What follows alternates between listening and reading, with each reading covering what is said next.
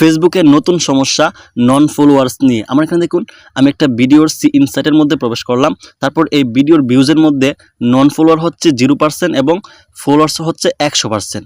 কিন্তু আমার এই ভিডিওটা কিন্তু মোটামুটি ফর ইউর মধ্যে আছে আর ভালো কিন্তু ভিউজ হয়েছে। এখানে দেখুন যে 2,18,000 কিন্তু ভিউজ হয়েছে। ঠিক আছে, এটা কিন্তু ভিডিওর ক্ষেত্রে হইতেছে। আবার আমি একটা ফটো আপনাদেরকে দেখাই এটা ক্লিয়ার করার জন্য। এই ট্যাক্সের মধ্যে কিন্তু ভিন্ন রকম, অর্থাৎ আমি একটা ফটো দেখাই।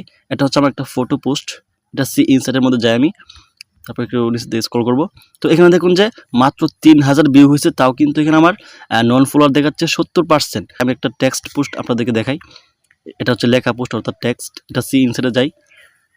তো এখানে দেখুন এখানেও কিন্তু মোটামুটি ভালোই নন ফলোয়ার দেখাচ্ছে, অর্থাৎ আমার ভিডিওটা বা এই পোস্টটা কিন্তু আমার নন ফলোয়ার কাছে গেছে। ঠিক আছে, তো দেখুন এই যে নিচে যে ভিডিওটা, এটার মধ্যে রিয়েক্ট হয়েছে 7,400। ঠিক আছে, এটা ইনসাইটে আমি যাই।